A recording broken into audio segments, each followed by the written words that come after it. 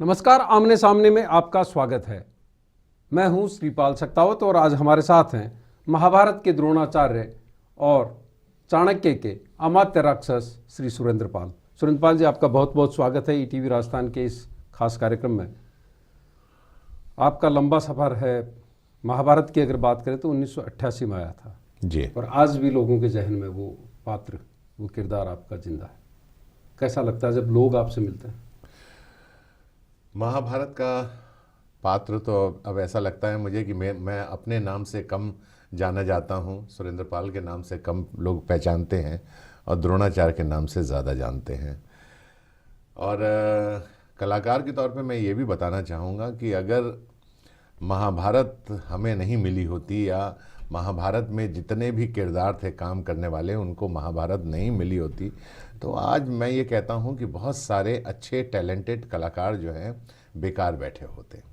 Television ने हम सभी अच्छे कलाकारों के लिए, अच्छे टैलेंट के लिए हम ये कह सकते हैं एक नया रास्ता खोल दिया है और हज़ारों लाखों नौजवानों को इससे रोज़गार मिला है टेलीविज़न से। उसी कड़ी से मैं भी जुड़ा और एक मुझे महाभारत मिली जिसमें मुझे द्रोणाचार्य का करने का रोल मिला। आई वॉज़ वेरी यंग, उस वक्त मेरी उम्र मात्र 26 साल थी जब मैंने द्रोणाचार्य का रोल किया था जी। और मुझे ऐसा लग रहा था कि ये शायद मेरे लिए प्रॉपर रोल नहीं है, मुझे ये रोल नहीं करना चाहिए और ये मेरे भविष्य के लिए अच्छा नहीं होगा क्योंकि मैं हीरो बनने आया था। तो और बुढ़ा और फिल्मों में क्या होता है कि फिल्म और टेलीविज़न में एक चीज़ होती है कि अगर आपने कोई रोल कर लिया और वो हिट हो गया तो वो टाइप कास्ट हो जाता है, टाइप कास्ट हो जाता है और लोग फिर उसी रोल में आपको जो है काम देने शुरू कर देते हैं। तो मुझे इस चीज़ का डर और भय दोनों ही था। अच्छा, उसके बाद आपको चाणक्य मिला, अमात्य राक्षस जी बने, बिल्कुल अलग, देवों के देव महादेव में आप जी दक्ष प्रजापति बने। जी बिल्कुल कंट्रास्ट। उसके बाद ही महाभारत जैसी ख़त्म हुई मेरी तो मैं बिल्कुल इस चीज़ से अवेयर था कि मुझे इस तरह की भूमिका अब मैं नहीं करूँगा। मैं एक उस तरह का कलाकार रहा हूँ श्रीपाल जी कि मैं हमेशा चुनौतियों को स्वीकार करता रहा हूँ, हमेशा चैलेंज को लिया। मैंने कहा नहीं, ये कर चुका हूँ, मैंने बीए कर लिया पास, अब मैं एमए की तैयारी करूँगा। अब मैंने एमए कर लिया है, मैं पीएचडी करूँगा। अगर मैंने पीएचडी कर लिया है तो मैं कुछ और आगे करूँगा। मैं सेम उसी ढर्रे पे नहीं चलूँगा जिस पे सब लोग चलते हैं। कहीं ना कहीं मैं हमेशा ऐसा सोचता था कलाकार के तौर पे कि मुझे अपनी मानसिकता को चेंज करना पड़ेगा। वो जो चीज़ें चली आ रही हैं हमेशा बहुत सालों से, मुझे उसमें कुछ नयापन करना पड़ेगा। नयापन यही हो सकता है कि कलाकार के तौर पर मैंने ये रोल कर लिया है, अब मैं इसको दोहराऊँगा नहीं बिल्कुल। और महाभारत के बाद और आज 28 साल 29 साल के सफ़र में मैंने कभी भी फिर माइथोलॉजी नहीं किया, माइथोलॉजी को हाथ भी नहीं लगाया। फिर मैंने आके 28 साल के बाद, फिर मैं 27 साल के बाद मैं ये कह सकता हूँ कि महाभारत से लेके मैंने देवों का देव महादेव में प्रजापति दक्ष का रोल किया और वो फिर माइथोलॉजी आया। लेकिन उससे पहले उस बीच में मैंने कभी नहीं किया। उसके बाद मैंने किया चाणक्य एक हिस्ट्री से कनेक्टेड शो था जिसमें अमात्य राक्षस का रोल था, जिसमें मैं टोटली बॉल्ड था और लंबी सी शिखा है और घोड़े के ऊपर वो सवार होकर आता है। उसकी तो हिंदी भी बड़ी क्लिष्ट थी जी, बहुत संस्कृताइज हिंदी थी। डॉक्टर चंद्र प्रकाश जी ने उसमें, वो बहुत ही ज्ञानी इंसान और बहुत ज्ञान था उनको और इतिहास के बारे में वो बहुत जानते थे, बहुत ज़्यादा। ऐसा लगता था कि सारा चाणक्य का जितना भी सीन थे उसके अंदर या जो भी सीक्वेंसेस थे वो उन्होंने अपनी आंखों से देखे, मुझे ऐसा लगता था उनको देख के। लेकिन उन्होंने बहुत खूबसूरत और बहुत ही सुंदर सेट लगाए थे उसके लिए।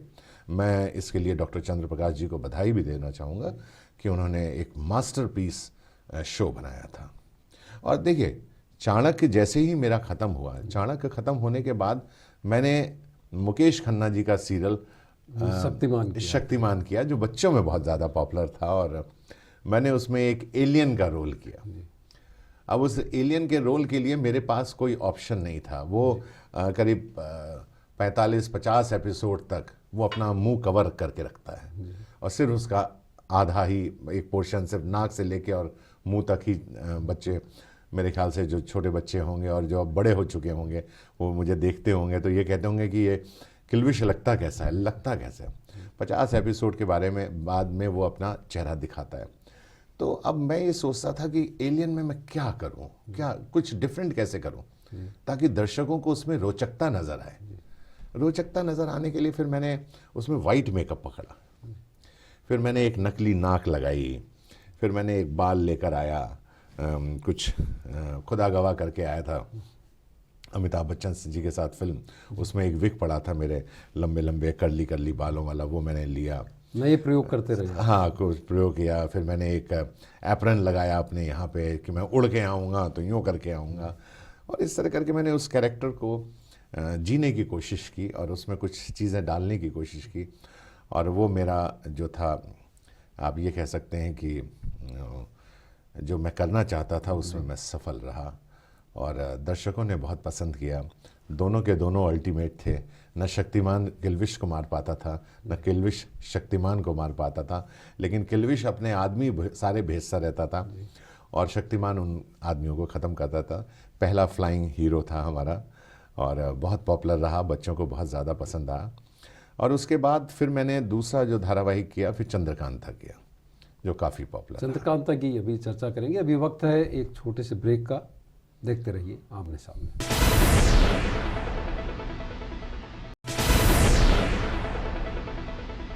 आमने सामने में आपका एक बार फिर स्वागत है। आज हमारे साथ हैं श्री सुरेंद्र पाल। सुरेंद्र पाल जी, चंद्रकांता की हम बात कर रहे थे, उससे पहले एक सवाल मेरे जहन में आ रहा है कि आपके पिता पुलिस अधिकारी थे, आपकी पर्सनैलिटी भी अच्छी खासी है, अचानक कहाँ से विचार आया कि फिल्मों में जाना चाहिए, वो भी उस उम्र में जब लोग सपने भी नहीं देख पाते हैं? 1980 के आसपास आपने शुरुआत कर दी थी।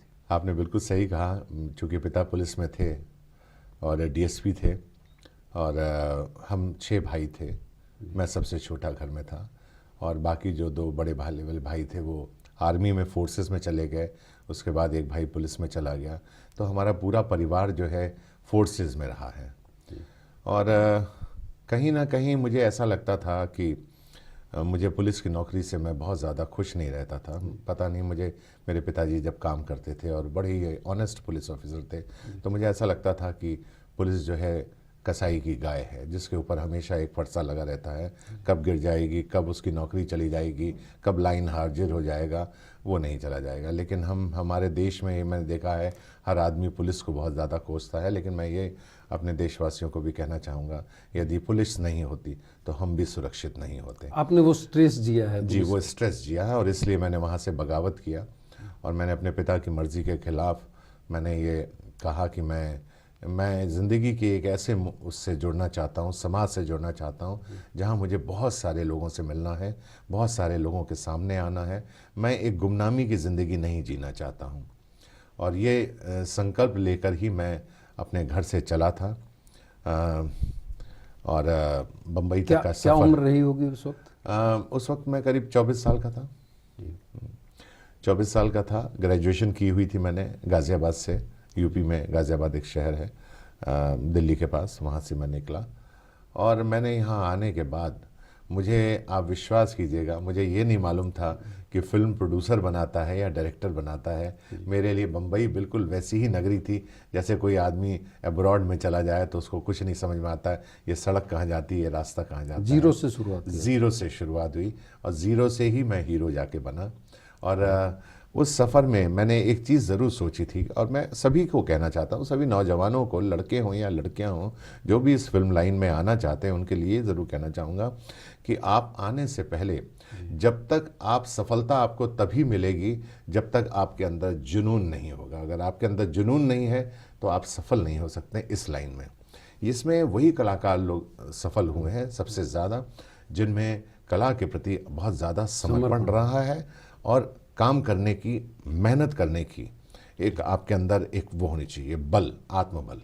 अच्छा, उत्तर प्रदेश में आपका जन्म हुआ, लखनऊ में, लेकिन जड़ें आपके राजस्थान से जुड़ी हुई है। कभी गए अपने घर? नहीं, मेरे पिताजी अक्सर बताया करते थे, माताजी बताया करती थी हमें कि हमारे फोरफादर जो थे वो पाली मारवाड़ से थे, और वो वहीं पे रहा करते थे। तो उसके बाद जब फादर हमारे सर्विस, जैसे कहते हैं ना, अलग अलग डिवीज़न में सर्विस, जैसे जहाँ जिसने ज्वाइन कर ली तो फिर वो उस स्टेट में काम करने लगता है। बहुत सारे लोग, जैसे राजस्थान के लोग जो हैं, बॉम्बे में जाके नौकरी करने लगते हैं। तो फिर जैसे बच्चे भी उनके बॉम्बे में चले जाते हैं, और फिर उनको अपने शहर के बारे में, अपने गांव के बारे में ज्ञान कम रहता है। मेरा भी ऐसे ही हाल था। और हमारी जड़ें जो हैं वो राजस्थान से जुड़ी हुई हैं। राजस्थान एक बहुत ही खूबसूरत राज्य, जहाँ की एक नेचुरल ब्यूटी है। और मुझे सबसे ज़्यादा अच्छा जो लगता है यहाँ पे, यहाँ का फोक म्यूज़िक, यहाँ का संगीत मुझे बहुत पसंद है। राजस्थान की यहाँ की टूरिज्म डिपार्टमेंट की टैगलाइन भी है कि जाने क्या दिख जाए। हाँ, जाने क्या दिख जाए, यस। अच्छा, आपने शुरुआत की सीरियल्स से, आपका बड़ा नाम हुआ, फिल्मों से आपने शुरुआत की। 1984 में आपकी पहली फिल्म आई थी। फिल्मी सफ़र कैसा रहा? जब हमने अपनी शुरुआत की थी 80 में, जब मैं आया था बम्बई, तो हमें उस वक्त टेलीविज़न नाम की कोई चीज़ नहीं थी। टेलीविज़न में एक चित्रहार आता था, एक और एक छाया गीत आता था, और कृषि के प्रोग्राम आते थे। वो इतना एंटरटेनमेंट का कोई माध्यम नहीं था। टेलीविज़न को आपने घुटनों के बल से बड़ा होते हुए देखा? जी, बिल्कुल सही कह रहे हैं। सबसे पहले हम लोग करके कार्यक्रम शुरू हुआ था, और उसके बाद बुनियाद ये कैसा कुछ एक कॉमेडी टाइप का था, सतीश शाह उसमें थे। और उसके बाद रामायण ने टेलीविज़न को एक नया आयाम दिया जाके, और रामायण जो था फिर घर घर में पॉपुलर होना शुरू हुआ, और फिर लोग टेलीविज़न से जुड़ने लगे। रामायण ख़त्म हुआ, और रामायण ख़त्म होने के बाद महाभारत आ गया। और रामायण देखने के लिए तो पूरे गांव, जी, पूरे गांव थे। लेकिन महाभारत के सामने एक प्रश्न चिन्ह था शिवपाल जी, कि ये धारावाहिक हिट होगा या नहीं होगा, इस बात की कोई गारंटी नहीं थी। लोग उसको, दर्शक पसंद करेंगे या नहीं करेंगे। ऐसा कोई ज़रूरी नहीं है कि दूरदर्शन में दिखाया जा रहा है तो वो पॉपुलर ही पॉपुलर होगा, ऐसा कुछ नहीं था। और भी बहुत सारे प्रोग्राम्स थे जो महाभारत को फिल्माना भी अपने आप में महाभारत ही था एक। जी, उसका क्रेडिट और उसका श्रेय मैं दूंगा B.R. चोपड़ा साहब को और उनके पुत्र रवि चोपड़ा साहब को, जिन्होंने इतनी खूबसूरती से उसको बिल्कुल फिल्मांकन की तरह उसको फिल्माया, हर चीज़ों को इतना खूबसूरती से। और महाभारत के जो डायलॉग थे, सबसे खूबसूरत जो डायलॉग थे, उसकी जो भाषा थी, वो डॉक्टर राही मासूम रज़ा साहब की थी, और जिनका योगदान हम लोग कभी भूल नहीं सकते हैं। महाभारत आज भी लोगों को याद है। आज 29 साल हो गए हैं, लोग आज भी महाभारत के बारे में ऐसे बात करते हैं जैसे वो कल ही सीरियल टेलीकास्ट हुआ था। और मैं कहीं भी जाता हूं तो मुझे एक ही नाम से बुलाया जाता है, द्रोणाचार्य, दूसरा नाम ही नहीं है मेरा। द्रोणाचार्य से मुलाकात का सिलसिला भी जारी है, देखते रहिए आमने सामने।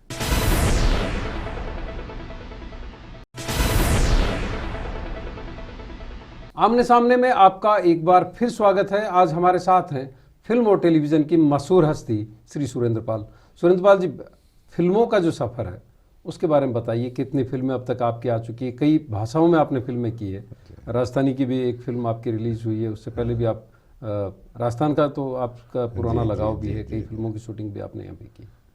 मेरी जो इनिशियल स्टेज पे थी, पहली फिल्म जो थी मेरी क्षमा थी, जिसमें मैंने बतौर निगेटिव हीरो के तौर पे काम किया था। ये कादर खान साहब ने बनाया था। इसकी हीरोइन शबाना आज़मी थी, गिरीश कर्नाड कुलभूषण थे।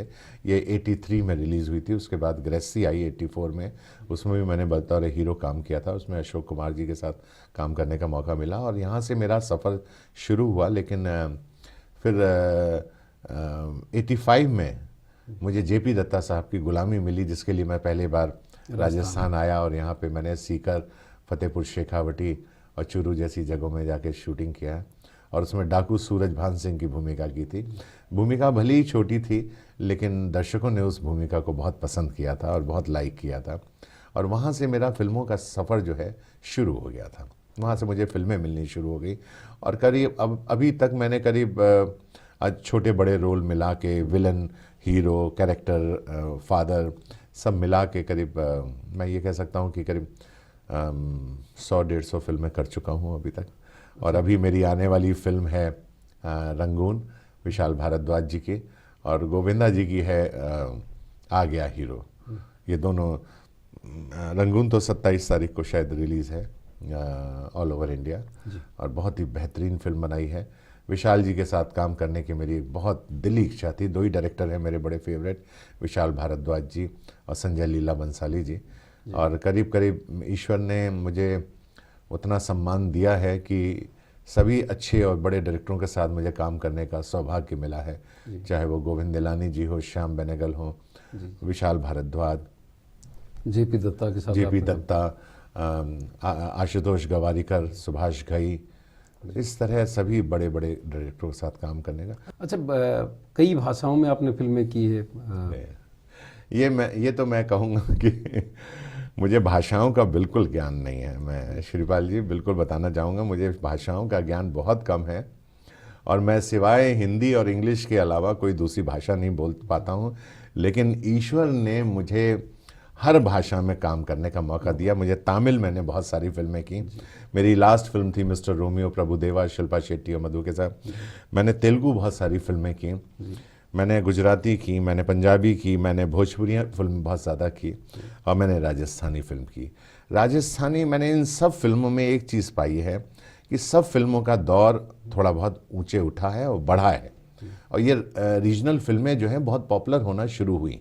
दर्शकों का एक वर्ग तैयार हुआ। हाँ, दर्शकों का एक वर्ग तैयार हुआ, लेकिन राजस्थानी फिल्में जो हैं काफ़ी पिछड़ गई हैं, यहाँ बहुत ज़्यादा आगे नहीं बढ़ी हैं। और या तो मैं ये कह सकता हूँ कि अच्छे थिएटरों का अभाव, थिएटर कम हो रहे हैं हमारे धीरे धीरे। जो सिंगल थिएटर है जहाँ ये फिल्में रिलीज़ होती हैं, जो गांव तक जाती हैं, इनका अभाव आ गया है। अभी मन नहीं हुआ कि दूसरे लोग जिस तरह से राजनीति में गए, चुनाव जीतकर संसद तक पहुंचे, आप भी सोचते इस कभी मन हुआ इसको लेकर?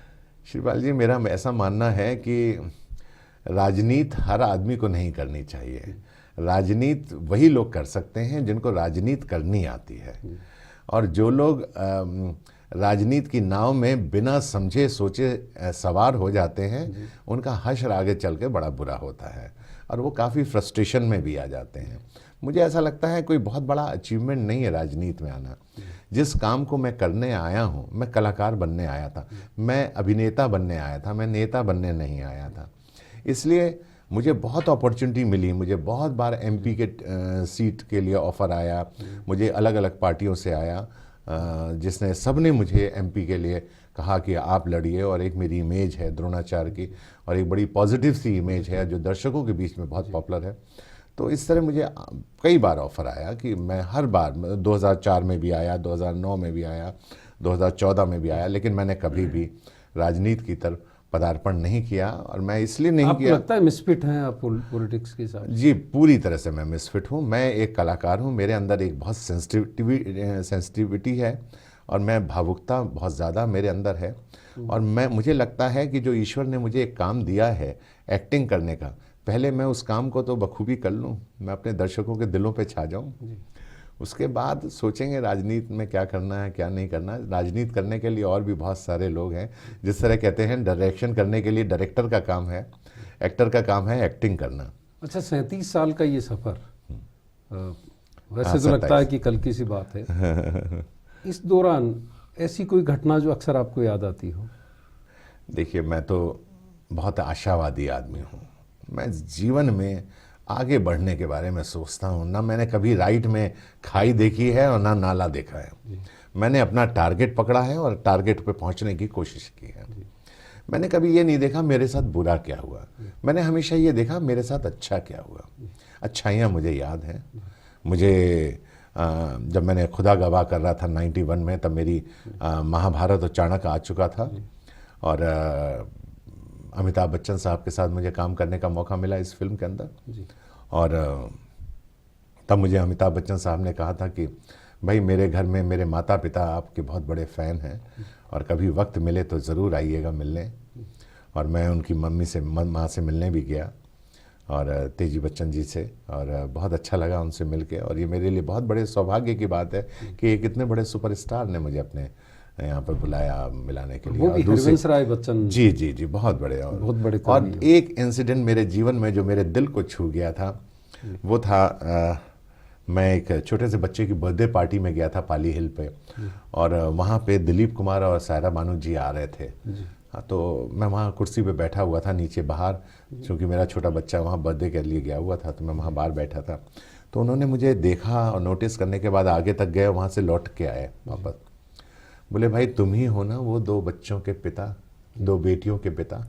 उन दिनों मेरा सीरियल स्टार प्लस पे चलता था शगुन, जिसमें एक पिता जो है अपनी बेटी के उसके लिए लड़ता है, कहता है बेटी जो है लक्ष्मी का रूप होती है, बेटी अपशगुनी नहीं होती है। और जो दिलीप साहब ने मेरे लिए जो चंद शब्द मेरे लिए कहे थे, भाई तुम बहुत ही बेहतरीन एक्टर हो, तुम्हारी अदायगी को मैं फ़ैन हूँ। और सायरा जी ने जब ये कहा कि भाई जैसे ही आपका सीरियल आता है ये टीवी के बगल में बैठ जाते हैं, कहते हैं वो भाई 2 बेटियों के पिता वाला शो लगाओ। और ये इन्होंने एक भी एपिसोड उसका नहीं छोड़ा और देखा। मुझे लगा, उस दिन लगा कि मेरा आना, मेरा जीवन का सफ़र, मेरा एक्टर बनने का सफ़र पूरा हो गया है। एक इतने बड़े लेजेंड से, दिलीप साहब जैसे एक महान कलाकार से इस तरह की बातें और इस तरह का सम्मान मिलना मेरे जीवन के लिए बहुत बड़ी एक नसीहत और मेरे लिए बहुत खुशी का मौका। मुझे ऐसा लगता है कि मेरे जीवन के ये पहलू मैं कभी भूल नहीं सकता हूँ। अच्छा, हमारे दर्शकों के लिए एक डायलॉग जो ये है मेरा देवों के देव महादेव का डायलॉग, जिसमें दधीची उनको ललकारते हैं और कहते हैं, प्रजापति दक्ष आप मात्र एक इंसान हैं लेकिन महादेव तो प्रभु हैं। तब दक्ष कहते हैं, मैं साधारण नहीं हूं, मैं प्रजापति दक्ष ब्रह्मा का पुत्र, वो ब्रह्मा जिन्होंने संसार की रचना की है, संरक्षण हूं मैं उसका। मैं ही हूं वो जिसने समाज को नियमबद्ध किया है, मैं ही हूं वो जिसने जमीन को उपजाऊ बनाया है। मैं साधारण नहीं हूं दधीची, मैं साधारण नहीं हूं। सचमुच में आप असाधारण हैं और आपसे बातचीत का सिलसिला और भी लंबा चल सकता है, लेकिन वक्त की एक कह सकते हैं कि सीमा है, उसकी वजह से आपसे विदा लेना जितना भी चाहेंगे। आप आपने यहाँ समय पर दिया आए मुझे, उसके लिए मैं बहुत बहुत शुक्रिया अदा करूंगा। आपका बहुत बहुत शुक्रिया कि आपने इतना वक्त दिया और फिर कभी मुलाकात होगी आपसे। और ये प्रोग्राम आमने सामने मैं बहुत देखता रहता हूं और इसमें जितनी बड़ी बड़ी शख्सियत आती रहती हैं, मैं कभी सोचता था कि कभी ऐसा वक्त आएगा जब मैं भी आऊँगा, और उस मौके को आज आपने साकार कर दिया है। तो ये थे असाधारण अभिनेता श्री सुरेंद्र पाल। अगले सप्ताह आमने सामने में फिर किसी शख्सियत से मुलाकात होगी। देखते रहिए ईटीवी राजस्थान।